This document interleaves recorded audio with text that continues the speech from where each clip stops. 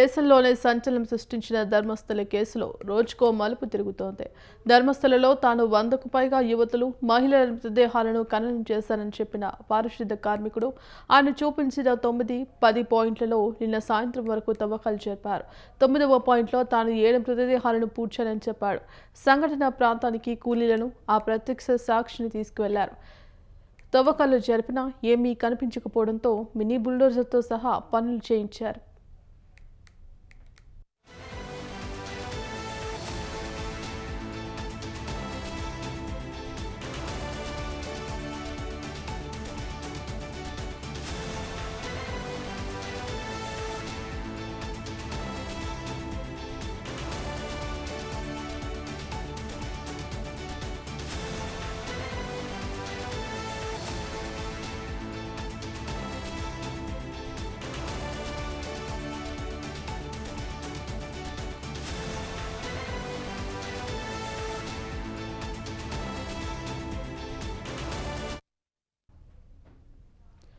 వెంటనే 10వ పాయింట్‌కి తీసుకెళ్లి తవ్వకాలు జరిపారు. అక్కడ కూడా ఎటువంటి ఆనవాళ్లు లభించలేదు.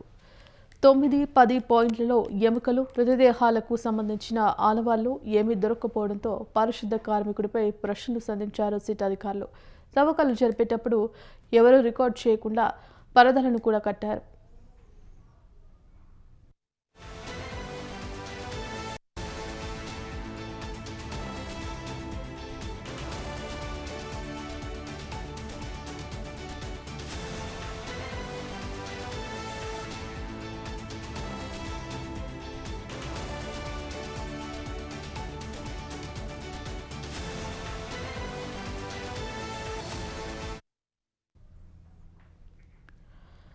ఇక్కడే పూడ్చాలని చెప్పావు కదా, మరి ఒక మృతదేహం, ఆనవాళ్లు కూడా కనిపించలేదని సిట్ అధికారులు పారిశుద్ధ కార్మికుడిని ప్రశ్నించారు. పారిశుద్ధ కార్మికుడు చూపించిన 6వ పాయింట్లో మాత్రమే ఎముకలు లభించాయి. మిగిలిన ప్రాంతాల్లో ఎటువంటి ఆధారాలు దొరక్కపోవడంతో ఏం చేయాలనే అంశంపై అధికారులు తర్జన భర్జన పడుతున్నారు.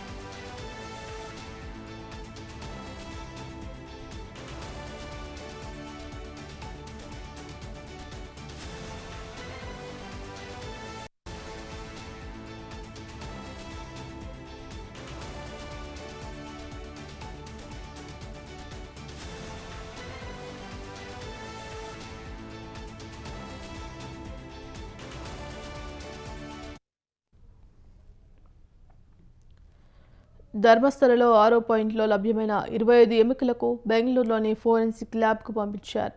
వాటిని చూసి పరిశీలించి అవి పురుషులవా, మహిళలవా అని చెప్పడం సాధ్యం కాదని ప్రయోగశాల అధికారులు తెలిపారు.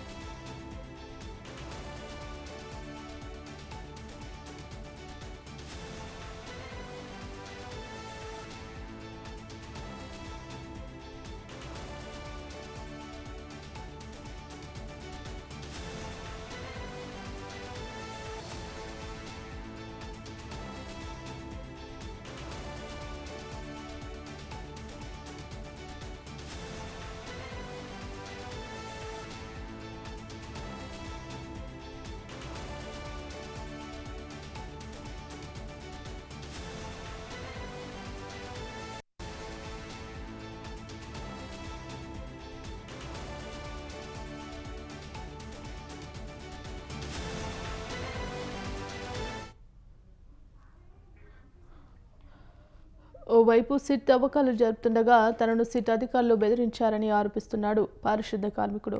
వెనక్కి తీసుకోవాలంటూ బెదిరించారని ఆయన తరపు న్యాయవాది ఆరోపించారు. సిట్ అధికారి మంజునాథ్ గౌడ్ ఈ బెదిరింపులకు పాల్పడుతున్నారంటూ ఆరోపించారు. సిట్ నుంచి ఆయనను తప్పించాలని కోరారు. బెల్తంగడిలోని సిట్ కార్యాలయానికి పిలిపించుకొని తప్పుడు ఫిర్యాదు చేశానని, ఎటువంటి మృతదేహాలు ఖననం చేయలేదని చెప్పాలంటూ మంజునాథ్ గౌడ్ బెదిరించారన్నారు. దీనిపై కేసు పెడతామని న్యాయవాది చెప్పారు.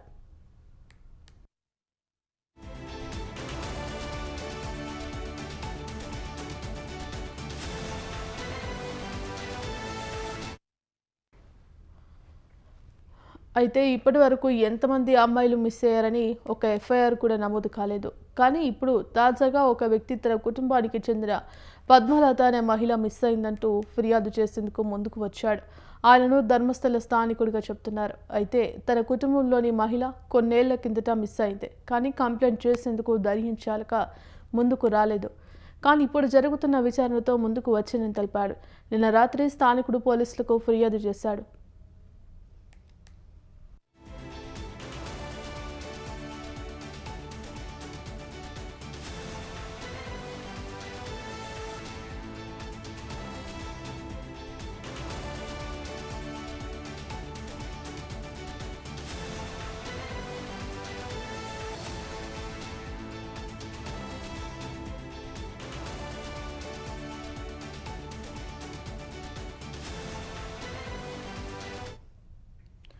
అలాగే ఇన్నాళ్ల నుంచి పోలీసులు ఫిర్యాదు తీసుకోలేదని, ఎవరూ ఎఫ్ఐఆర్ నమోదు చేసేవారు కాదని స్థానికుడు అంటున్నాడు.